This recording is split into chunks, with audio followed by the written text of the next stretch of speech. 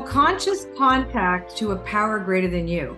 Now, Right. I get it. I totally understand that, even in your industry, right? So let's say you're the leadership or the training or whatever, the coaching training, where there is a level of, oh no, we're intellectual. We are not allowed to play in the mystical. I've had people's eyebrows go up in this new thing I joined, Transformational Leadership Council. And I get it. It's not for everybody, but I could care less. I know what's true, and I don't need anybody to believe in something that just is. Air is air. You don't see it, but that doesn't mean it's not there. For me, there is a level of needing to control the narrative that's still steeped in the old concept of we are the ones, you don't get to do it. And I teach every single human being has the right to access this.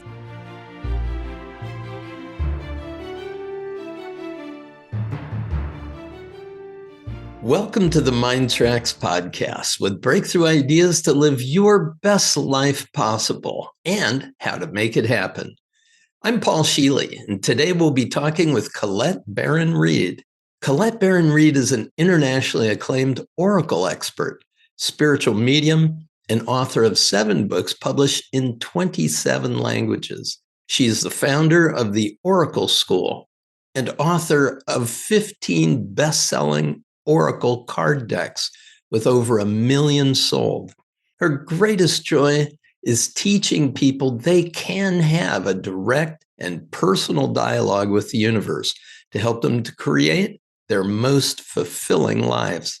Colette also hosts the podcast Inside the Wooniverse, and her TV show Messages from Spirit can be seen on Amazon Prime and YouTube.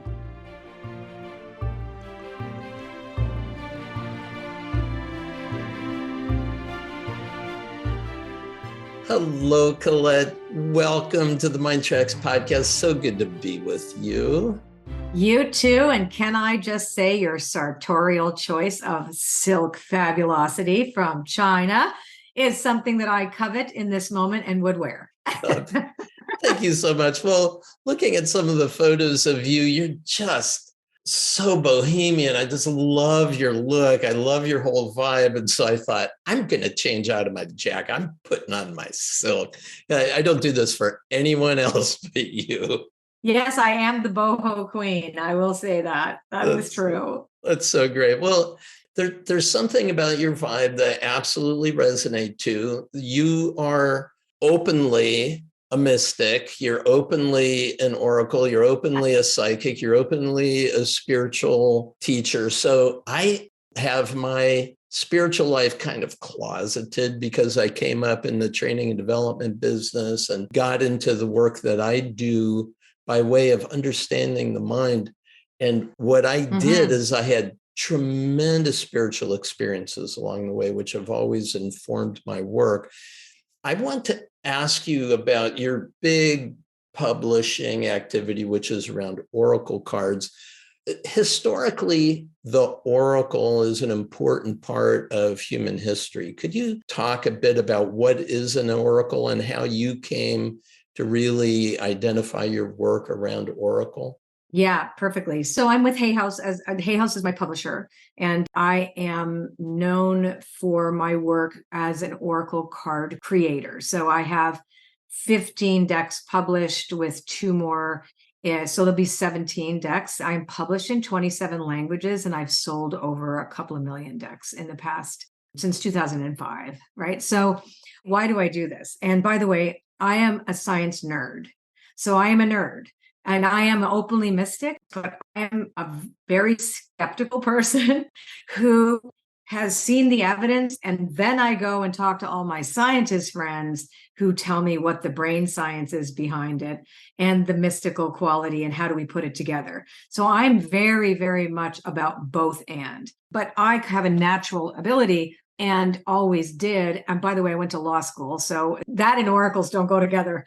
But I became very obsessed since I was a teenager about oracles because my father, who was Serbian, and my great-grandmother was Mongolian. So she had came over in the 18th century. My dad was born in 1908, and he was the youngest of 7, and he was a twin. Anyway, so They were horse traders, and I think they traded her also with a horse. And she became my oh yeah, like 1800s Mongolian 15-year-old girl. How did she get there, right? To Serbia? You got to do the math. So yeah, so the reason I want to bring this up is just people to say, like, where did you get this, and why did you have an interest in this, considering I came from an academically inclined family who really believed that law school was the way, right? So my father taught me when I was very young how to read Turkish coffee cups. And he was very adept at reading the symbols in the grinds, right? So that's called tasseomancy. And I only found out when he died, actually, because both my parents died 30 years ago, back to back, from their friends, that my mother had forbade him to do it because he would go into a trance.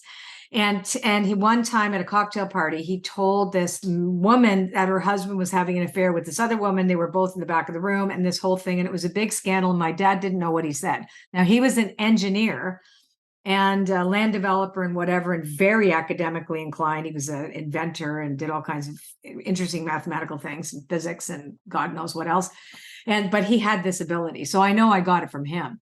But I was really fascinated by what I saw.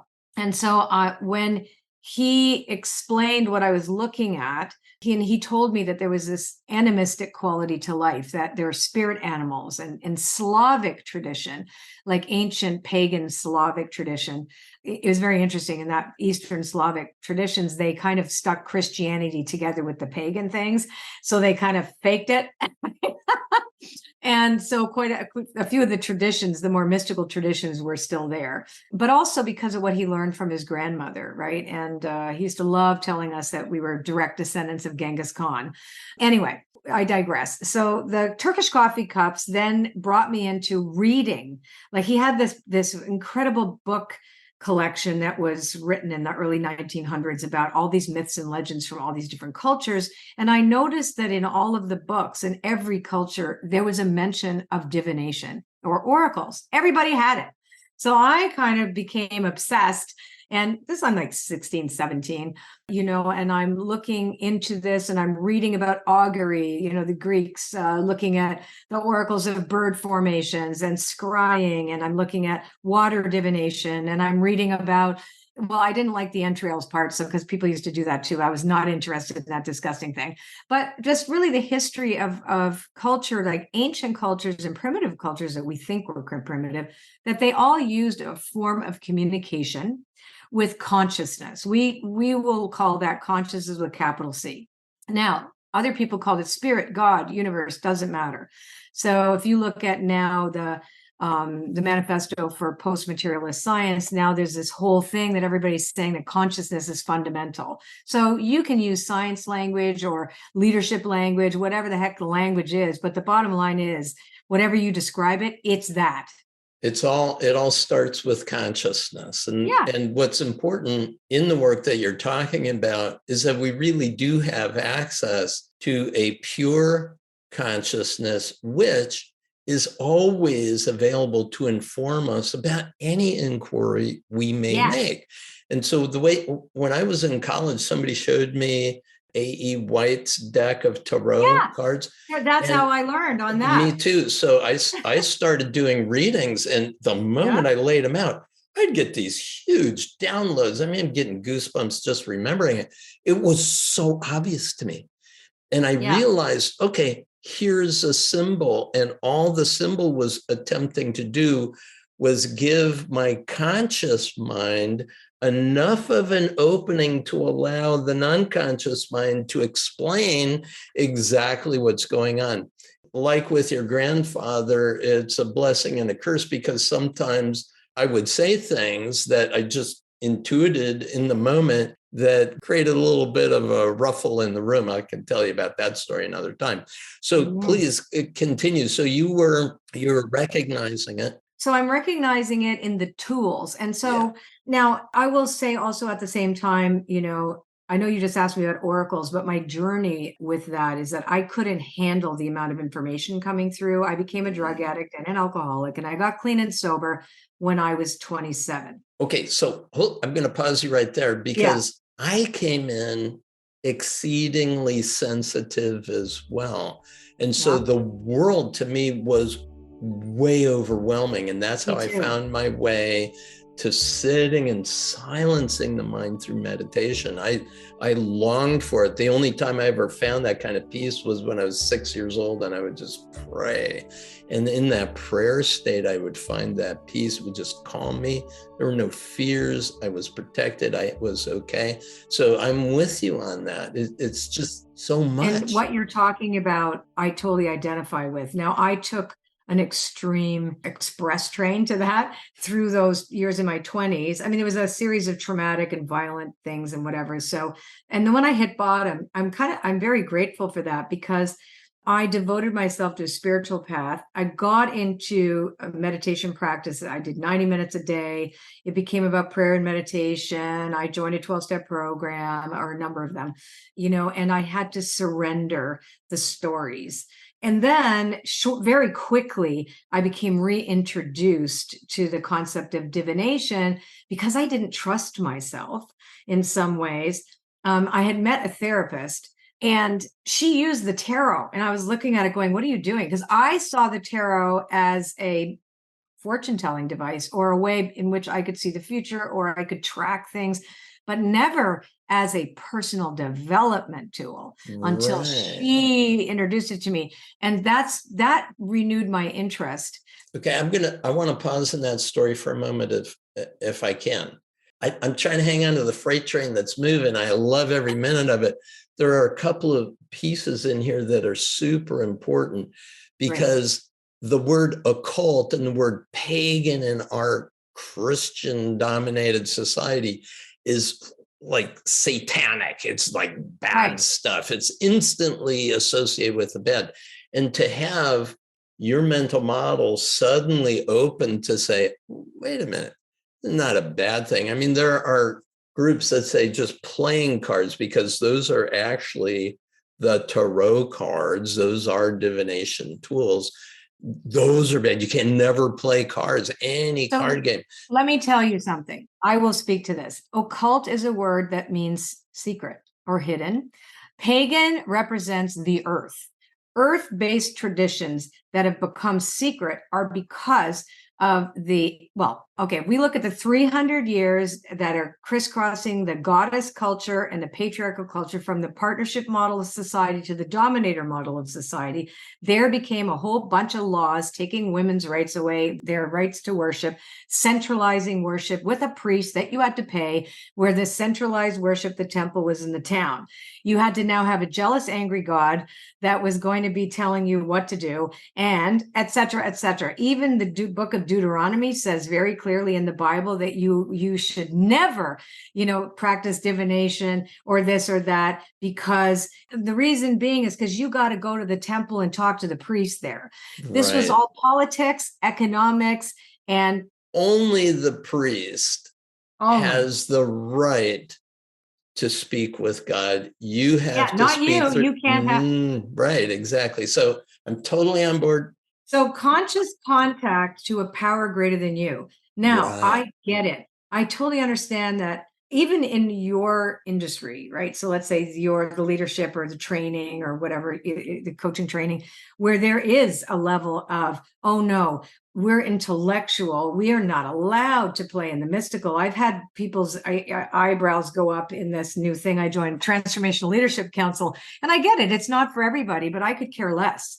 I know what's true. And I don't need anybody to believe in something that just is. Air is air. You don't see it, but that doesn't mean it's not there. For me, there is a level of needing to control the narrative that's still steeped in the old concept of we are the ones, you don't get to do it. And I teach every single human being has the right to access this. Not only the right, but the natural inclination and connection we're in. So yeah, absolutely. So I get it. So wait, I want to say this. So people have a tendency to take divination and put it in fortune telling, fraud, dial 800. And there is a lot of that. There are people who prey on people's fears because they don't know. There's invisible. There's a power dynamic that can be scary, especially if you are raised in an idea that this is bad and whatever. To such an extent that to invite children in a classroom to close their eyes, to center their mind before a test, is opening them to devil influence. I mean, holy no, I know. smokes. Oh my Yeah, goodness. Yeah, there are the extremes. but there's a time now. This is becoming much more mainstream. I always say I live at the corner of Fringe and Main. And I love like Dr. Joe Dispenza, whose entire mission is as a scientist is to prove the mystical and to get people there. And I come from the mystical. I bring in some of the science, and I get people. I just tell people have the experience, and then come back and tell me. So why we need it right now and why oracles are important now is that we do need to know on an individual basis that we have that conscious contact available to us. And I create products specifically to enable them to do it. Nice. Right. So these are modernized versions of ancient oracles based on a lexicon or a vocabulary of symbols. Now, my background is also now Jungian psychology. I studied Jung. I loved it. I never got my degree. And I kept telling Hay House, I didn't finish my degree. They don't care. Right. But it's the idea that there's this unconscious, incredible repository of symbolic language, because the soul doesn't speak English or Chinese or Russian or Portuguese. It speaks pictures.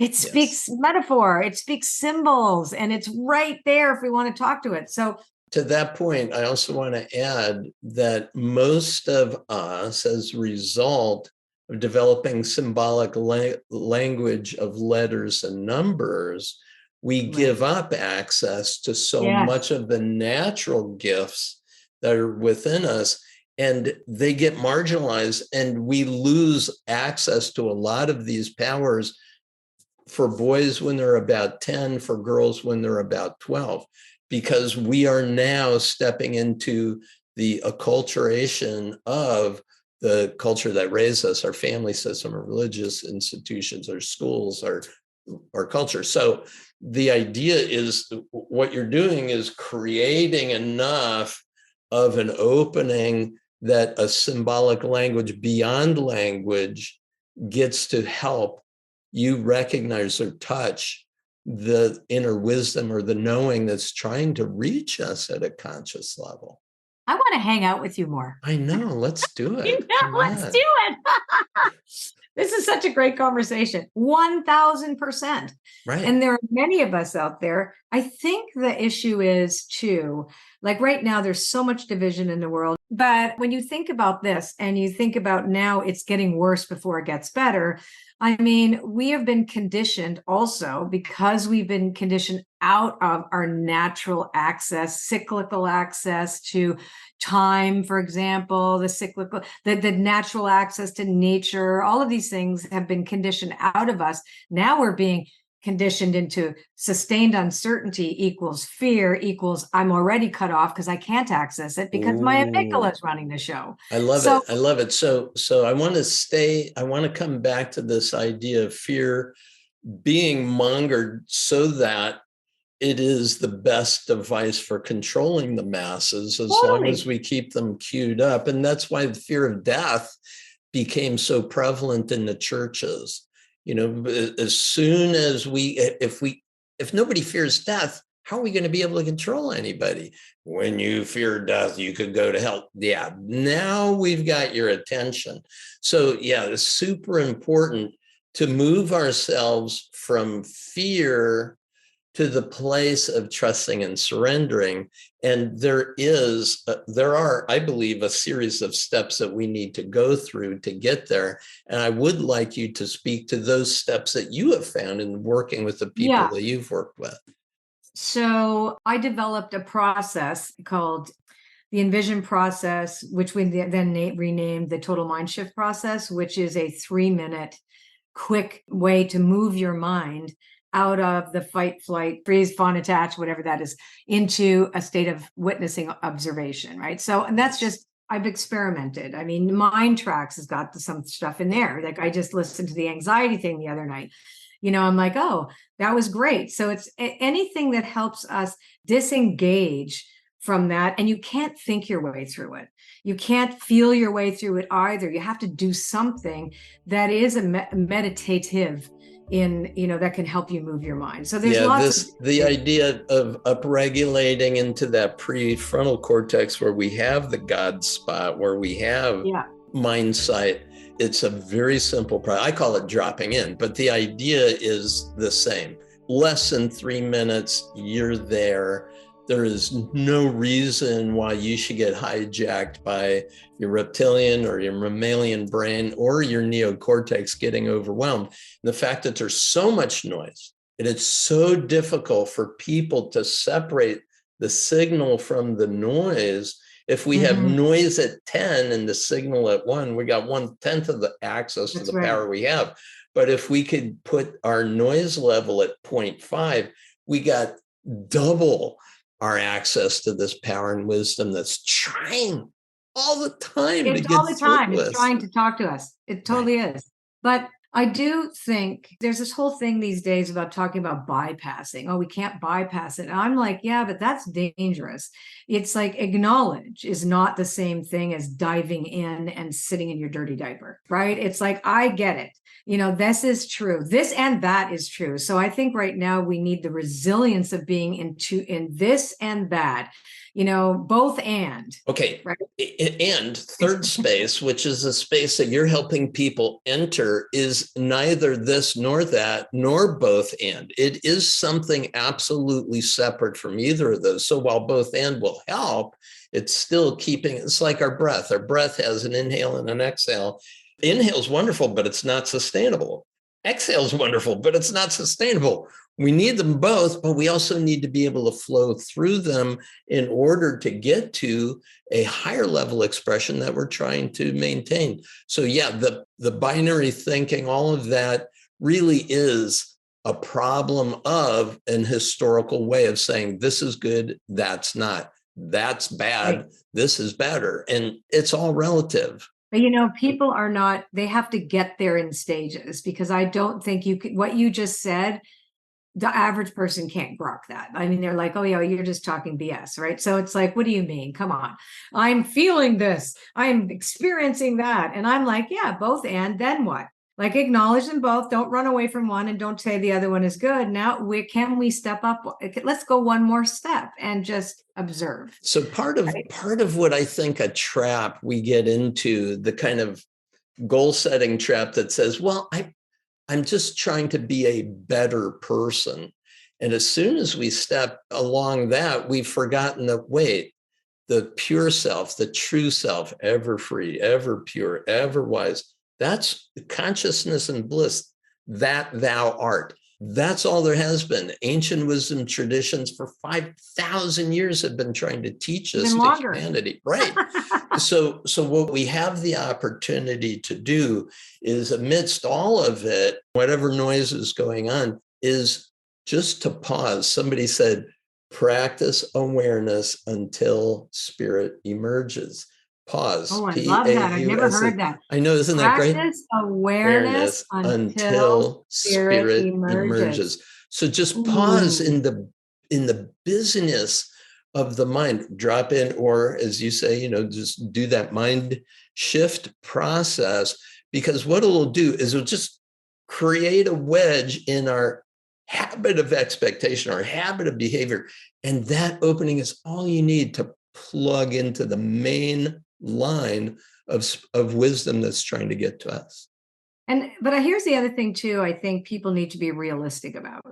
I talk about spiritual narcolepsy. We're all going to fall asleep at the wheel at some point, and we have to wake ourselves up again. So it's like the expectation that we're always going to be accessing that bliss, that pure mind, that is like not possible, because we have our stories, we have our conditioned self, we have society. We just turn on the freaking news for 5 seconds. Apple News tells me why I should be afraid today, right? And click here to find out how. So we have to stay in the 24 hours, do the best we can, and strive for that, what you're talking about. And for me, the striving is in the surrendering. So it sounds like, it's not work. It's about how much letting go can I do? Am I willing to do? And sometimes I have to pray to be willing to be willing. Let me be willing to let go. Let me be willing to let go, right? It's what my wife and I say. I really wish I wanted to let go right now. Right? I don't have to let go. I just really wish I wanted to. Yeah. I wish I wanted to. Yeah. So let me ask you about this before we get to surrender, because I really do think that this is the crux of the problem. What I also recognize, and I started doing this with my clients, people would say, Paul, I've got a problem. And I go, yes, because now you've identified the place where you're giving away the true power that is within you. It's at that disorienting dilemma. So celebrate those disorienting dilemmas that show up. You don't have to be spiritually enlightened every moment of the day. When a problem shows up and you really feel stuck, that's the good news, because now you know where to direct your attention to make a difference. And very often along the spiritual path, I find that there are people that start their healing journey, like the tragedies of your younger years and all of the difficult decisions that you made that ran you into brick walls on an ongoing basis. Those were all training grounds. In Jungian psychology, if all you do is seek the light, your dark side is becoming stronger and stronger. They really do need the yin and the yang. But a teacher like you or me, we can't do someone's healing work, but we can create a context in which a healing can occur.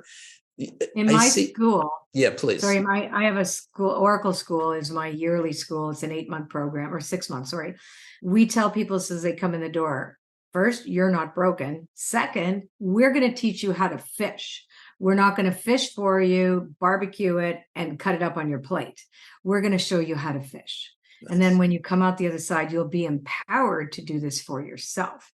And I think that's really key. We don't, that is an egoistic idea that we have any power whatsoever to create healing for someone. What we can do is create an environment, a safe container, flexible container at time with boundaries that would enable that person and give them a system to say, okay, try this. Yeah, that's why I love you so much, because I really get that that's who you are, that that's what you're presenting to people. And there is real work that we're advocating for. We are unaware, as Jung said, back to Jung, he said, how can we know the dragon that swallowed us? We're in the belly of the beast. We're in it. Yeah. We're in the belly of the beast. We don't even know what we don't know. We don't see. We're in a blind spot of being able to see what's really got hold of us. For me, it was I became a clinical hypnotherapist at a very young age, back in 1975, while going to the University for Biological Sciences. And what I realized in one of my very first presentations on stage was, oh my goodness, we're putting ourselves in trances all the time. That's what we need to wake up from. So I became a de-hypnotist. People would come to me for hypnosis. I said, I'll hypnotize you to get the change.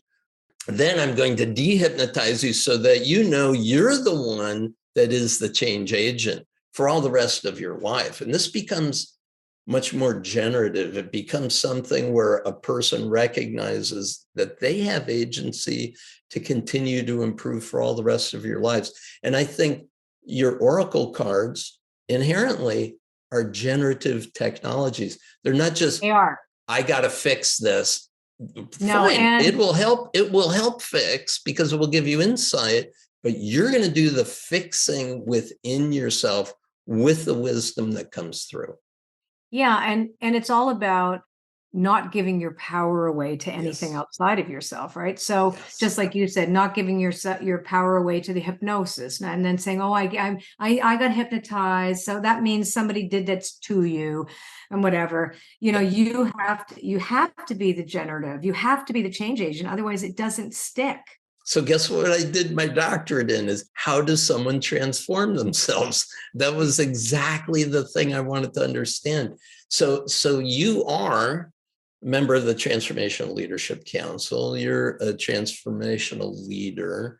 you're helping people transform. So where does surrender really come in? First of all, what does it mean? Because from a standpoint of identity, nobody wants to surrender who they are. Well, no, because the ego would then die, and its entire purpose is to stay alive and make sure it's got some place in your life. So no, surrender is not giving up. For me, it's giving it over, right? So into my partnership. So I subscribe to the notion that we're in partnership with consciousness, that because we see ourselves as separate, it's kind of a construct. That's the only thing that we accept right away, that we're in this partnership, even though that consciousness is in us and made us also, right? So Co-creators. it's exactly right. So that's what I teach, is co-creation. So we look at the manifestation process, for example, which has now been hijacked for many years now and very simplified, which the truth is that we are powerful co-creators, but the form needs to be surrendered. Like, I don't know the form. You listen to my album, for example. My entire career interests for me was music, to become a recording artist. Never to do what I do now. This was like, I could just do it. I used to tell people the first 6 years I did readings, I don't really do this. I'm really a singer. Don't come back next year. I won't be here. I'll be on tour or something. And then I ended up, like, after about 6 years I realized I've had people call me from 29 countries, from their countries, long distance. There was no internet. People gave my number out in airports on conversations over coffee and stuff. And literally at that point, I realized, why am I trying to quit this? Just a second. Even though I still had this thing. So, we have this attachment to form. So for me, it's the surrender of the attachment to the form. Surrendering my attachments Love it. is most important. And then surrendering the outcome. But staying on, for me, following the signs, following my gut, following my intuition, following common sense sometimes, even though common sense may not actually be accurate, but you know what I mean? Just sort of following and knowing that today, my commitment will be to do no harm, to the best of my ability, and to follow, because I believe every one of us has a destiny, every single one of us. If we've ever felt an inspired moment, that means spirit speaks to us. It's like there is an impulse in us to be creative, an impulse to be better, an impulse to grow and to change and to be part of something and to belong and to love, and so how can I be a channel for that? So for me, surrender is multi-layered. Yeah, being fully available. Yeah.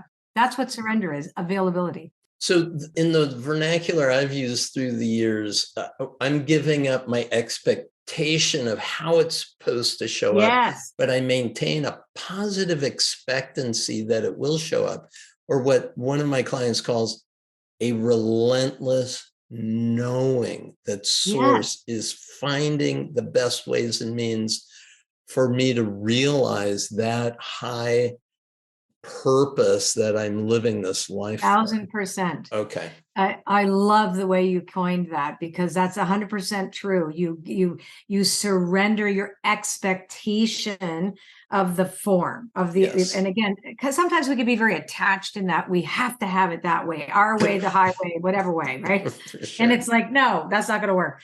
But if we do that, then we can be relaxed with that positive expectation, that higher expectation, that source is going to deliver exactly what I need. Sometimes it's going to deliver the exact thing. Like my husband and I, how we found this house was hilarious. We were living in Connecticut at the time, and we kept, renting these homes. We were living in the States for 10 years. We're Canadians. And we kept saying, this is the house before the house. This is obviously not the house. It's going to be the house before the house. I said, well, what does the house look like? What would it be? And I said, well, I know my download on this, what I know I see is that it's 25 acres. It has an artesian well. It has a specific size swimming pool. It's all made of wood. I see that. And it's an hour and a half outside of a city. And then my husband piped in. He goes, well, what I see and what I feel is that there's a Frank Lloyd architectural build home.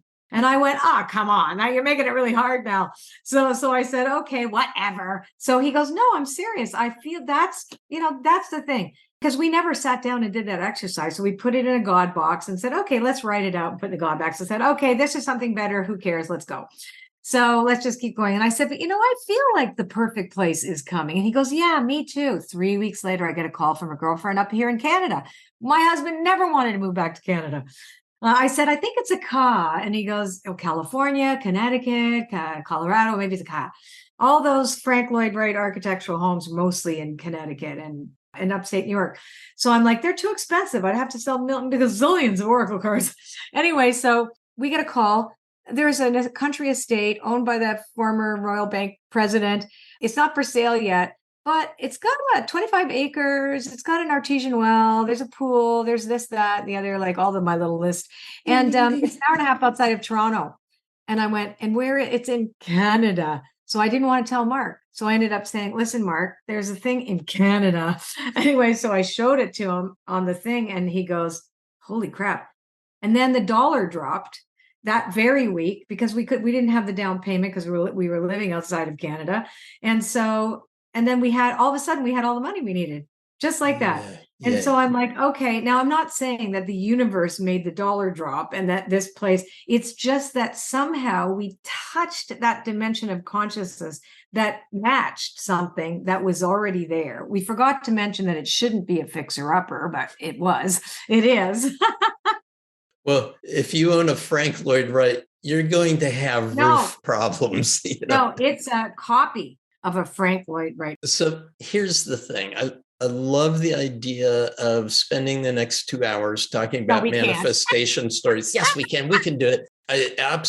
Manifestation stories are my all-time favorite. Me too. And developing an awareness of just how freakingly cool we all are as amazing intuitives, psychic, co-creators, distant healers, all of that. It's all available to us. So I want to ask you just a couple more questions because we're going to need to wrap it up.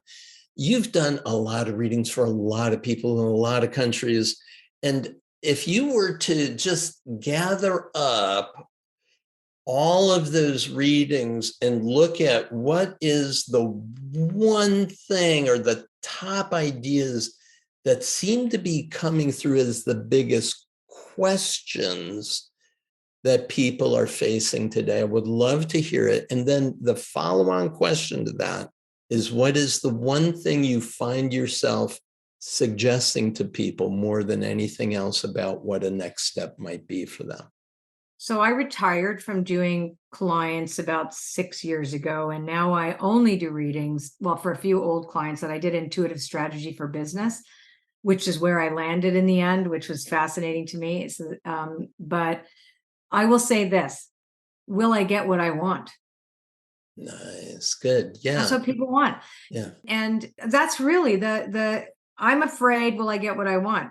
Right. And that I'm like, fascinating, because how do you know what you want is what's right for you or what's best for you? So people come, and also, can you confirm that I'm going to get what I want? There's a Rolling Stones song. You can't always get what you want.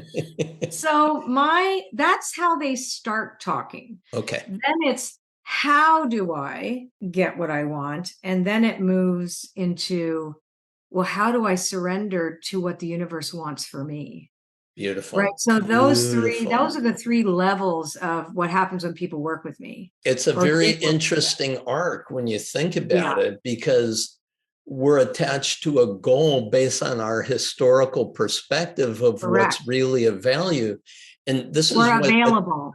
Yes, or available. And a teacher of mine said the best way to just live in that pure imaginal realm where everything's coming into manifestation all the time is to ask the pure imaginal realm, what is this higher expression? So the fact that somebody would get to that within the context those were my of a coaching reading clients in the end. Yeah. Those are the ones, or that join my mastermind now. And that is what we do. And we're really open. It's like, okay, we're going to start here. It's fine. Everybody starts there. And let's go, okay, so if I release fear, well, how do I do that? Because you have to have protocols and you have to help people. There, like you said, there are stages to this. It doesn't happen overnight, but there is a transformational model that works. Certainly it's worked this way in my work. That's why I have a school. It's why I have a mastermind. It's why I still do the odd business strategy, because it's all based on that. Like, you think I have a program called The Spirit of Your Business, where you actually talk to the spirit of your business, and say, like, where do you go with this? And then all of a sudden you're getting all these new ideas. Is it a construct? Yeah, but you won't access that otherwise. Yeah, If you and the idea that the business didn't come from you, it came through you to live through in this you. world, and you're Yes. raising it to its highest expression. Ask it. Through you. That's exactly what I'm teaching now. That's where my work is now. Yeah, cool. Is to get the entrepreneur, for example, into that mindset of like, okay, so I got an inspiration, and I'll say, well, where did you get it from? Because you're obviously not still talking to where you got it from, because you think it's all on your shoulders. But that said, Nice. Back to what you said, I will say this one thing. Everybody has been exposed to sustained uncertainty. Mm-hmm. Everybody right now could use something that, like, whether it be MINDTRX, which does enable somebody to be invited into that liminal space, right? The in between. You say paraliminal, right? So that those liminal spaces, the in between, is where all the action is. So you have access to that through these recordings that you have. I have my oracle that do the same thing. So take as many tools as you can. Like, these are just tools. This is not the end game. This is just helping you make decisions and helping you get there. And I just do it in a creative way because I'm also an artist, right? So however way we can help, and you and I do this for a living, but yeah, and don't get too attached to the tool. No. And I love that you have 15 different decks. I mean, how cool is I talk about oracle abuse too. Yes. Like oracle abuse. It's like, come on, stop asking. So if I listened to 18 Paraliminals today, I said, wait, it's about living your life, not about listening to more recordings, right? Yeah, like it's an interesting thing. But, I personally, I got a second chance at life. So I feel very blessed, that I get to do this. And the fact that I never expected to do this, I never thought this would be what I would be doing. And I'm just doing what spirit leads me to do on a day-to-day basis. Whether the world is blessed that you have followed that lead. And you too, that you followed yours. Yes, indeed. And that you know how to shop. Thanks. And so if there is kind of a final message, is really to follow that, right? To follow where spirit leads. Yeah. Follow where spirit leads and trust. First things first, develop a conscious relationship to a higher power. Whether you call it consciousness, if you think the mystical is too woo for you, I don't care what you call it. Just know that there is something greater than you that wants to work through you. Why not let it? We're all gonna die. I'm between now and then. I want to do something interesting. Well, you are doing all kinds of cool stuff, interesting. Thank you so much for being a part of this. It's so good to get to know you. And we'll talk for 1,000 more hours. Yes, we will. As soon as we can. Peace and blessings. Bye for now.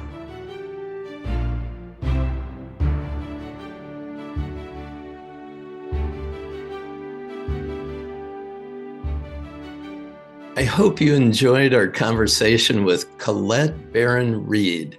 You can learn more about Colette at ColetteBaron-Reid.com. That's ColetteBaron-Reid.com. And now in the second part of the podcast, it's just you and me. I'll tell you how to use the Paraliminal sessions in the MINDTRX app to easily handle obstacles and move toward the success you want, especially as it relates to our discussion with Colette. If you're new to the relaxing Paraliminal audio sessions, they use breakthrough technologies to activate your whole mind in only 20 minutes to help improve any area of your life. Let's get going.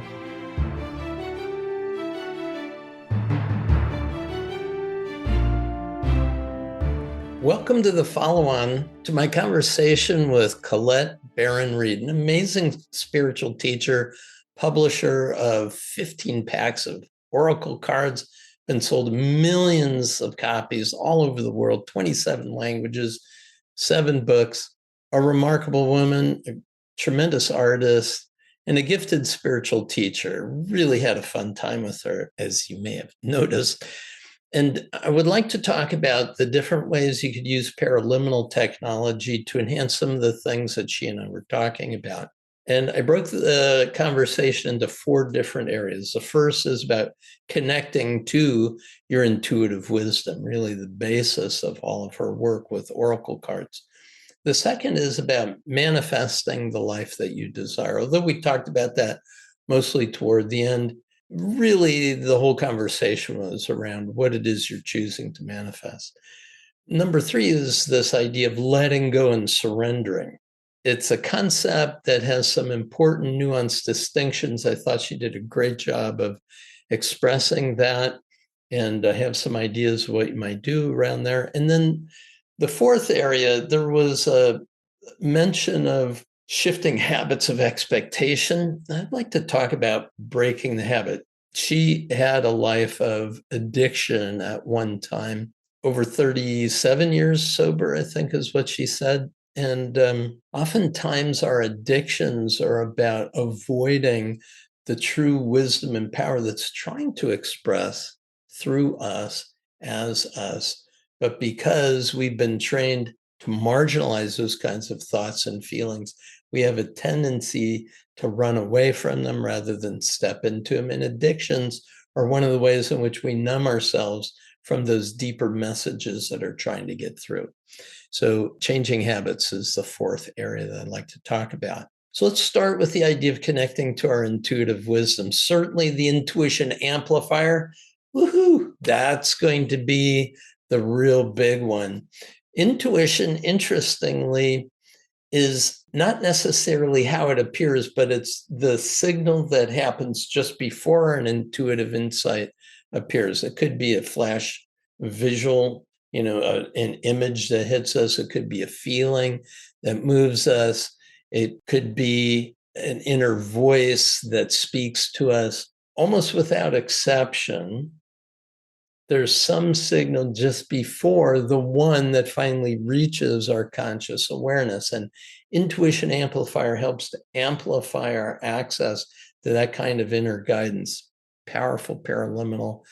And based on the presupposition, the basic operating assumptions of both Colette and I were talking about, you have it. You have profound levels of an intuitive insight. You're just not used to paying attention to it all the time. The second paraliminal I might recommend is called Seeing the Unseen. I was referring to it when I was talking about Carl Jung and saying, how do we see the dragon that swallowed us? How do we start to see into the blind spots that our culture has built on our model, our mental model of the world? And the third one, which could be a lot of fun, is play with it at night. It's called dream play. The dreaming mind is a profound resource for spiritual insight that your non-conscious mind is trying to provide to you all the time. But for whatever reasons, you're so exhausted when you go to bed, or you wake up with an alarm and you immediately are dashing into your life. The dream play paraliminal really changes that. One is the first session of it is about just noticing your regular dreams. And hey, even if you're saying to yourself right now, I never dream, play with it. It's really cool. The second session is about becoming more lucidly aware of the dream state while you're in the dream dreaming. Because then what you can do is you can actually respond in the dream world. And there's a lot of cool stuff behind the development of this paraliminal. If you would like to really have access to that level of insight, what Dr. Stephen LaBerge at the Stanford Sleep Research Laboratory talked about, it is probably the most important resource of personal development that anyone could have. Because we spend a third of our lives asleep. Why not use it effectively? The second big area that I felt we talked about is about manifesting the life you desire. Certainly the prosperity paraliminal, that's always at the top of the list. You've noticed that. Prosperity paraliminal. Another one is you deserve it, which is the one that I did with Lisa. One of the two I did with Lisa Nichols, where you really come to accept that you do deserve the life of your dreams. Very often we are trained by the world that says, what are you so happy about? Why do you think you could do that, right? And so we really want to overcome those messages and recognize you do deserve it. You are worthy of it. You are loved when you have it, and you are loved now. And also, you do have a will that you can use to get to where you want to go. The third one is called finding treasure. It's a paraliminal that lets you see that, all around you are the resources to help you manifest the life that you desire. You have to be in the inquiry, and you have to be awake to the fact that you're always getting those subtle nudges, and the inner guidance system is always guiding you to recognize it. So we have something within us called the reticular activating system that if you want to see red cars, tell yourself, I'm going to now sort for red cars. And you'll see them on the road all the time. It's just about training your brain to start sorting for all of the resources that will help you get to what you truly desire to create in your life. Now, the third area is the idea of letting go and surrendering. And as I said in the podcast, the word surrender means giving up to many people, but we're really talking about something else. We're born into this loving and supportive universe, and we're letting ourselves be held by it. And that's surrendering the efforting to get what we want, and recognize it's about receiving the gifts that the universe is constantly giving to us. So surrendering thoughts of lack or limitation may be a part of it. Surrendering the idea that it's all about your effort to make it happen. And deep relaxation is probably the best training mechanism to really let yourself surrender into this present moment and just be held by the surface that you're resting on right now. Very powerful, deep relaxation. And then the Euphoria paraliminal, which recognizes that you're always given what you want to live a fully joyous and passionate life.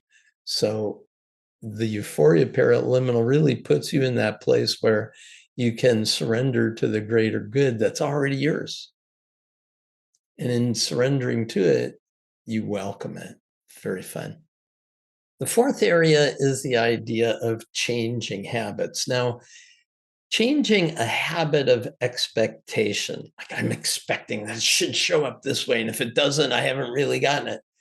We talked quite a bit about that, and it's recognizing that the non-conscious mind, once given what it is that you're intending to create, will find for you the best ways and means to accomplish it. Oftentimes people will say, well, how many times do I need to listen to this paraliminal before I get what I want? Well, 1 to 3 times, and your mind says, okay, I got it. I know what you want. I'm working on it. And now we need to get out of the way and let it come, right? Sometimes if we keep pushing, it's supposed to show up like this. I'm waiting for it to be there and it's not there. It could be tapping us on the shoulder, but we're not noticing. It's as if the answers are there, but we haven't asked the question yet, right? So the changing habits of expectation means understanding what our habits are. And the paraliminal I did called Break the Habit points out that you can't break a habit. It's the opening line of the paraliminal. You can only establish a new one. If you have a habit of thinking of pink elephants and I tell you, stop thinking of pink elephants, you're putting energy into thinking of pink elephants. But if I say, think about blue zebras or orange rhinoceri, yeah, you're going to be able to then focus your energy on what you choose instead. And it's a great paraliminal because it really helps you not only identify what it is you need to stop doing, but it really wires in what it is you're now choosing to start doing. Very cool. Another one is called the new behavior generator. If you want to create a new behavioral repertoire, a new way of doing things, when this happens, I want to have this occur. Great. New behavior generator is amazing. It's like a self-development program in a single audio recording.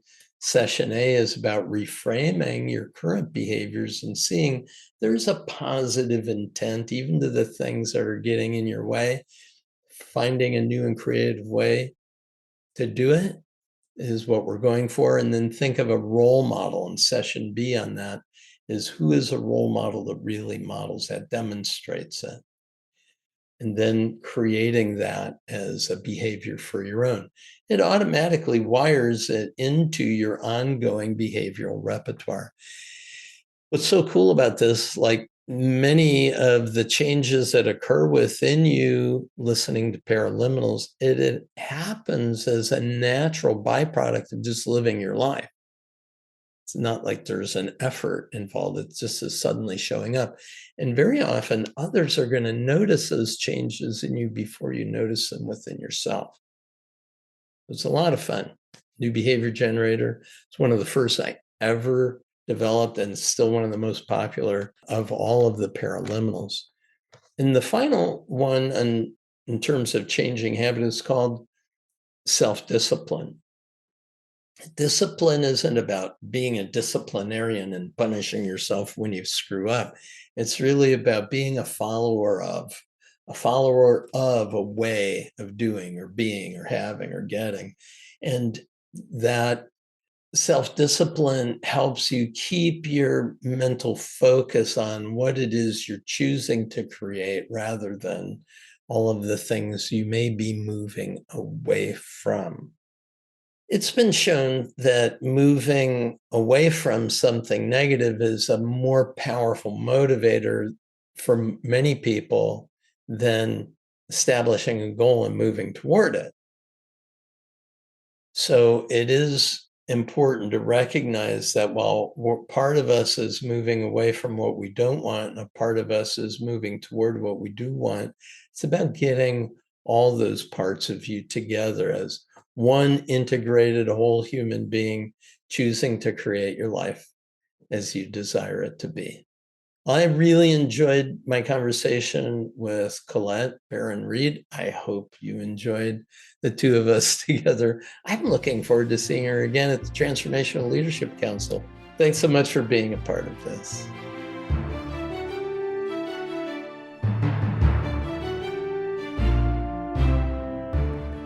Thank you for joining me today. I applaud your willingness to maximize your potential. You can easily use the Paraliminal audio sessions in the MINDTRX app to stimulate your non-conscious mind, that is your inner mind, to reduce any resistance in your life and to propel you toward the success you want.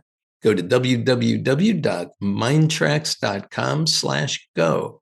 That's www.mindtrx.com/go. These amazing audio tools have helped millions, and I encourage you to bring them into your world today. Be sure to be back for more episodes of the MINDTRX podcast. You'll find insightful conversations with authors, experts, and thought leaders, all devoted to improving your life's experience. Thank you again for being here on our MINDTRX podcast.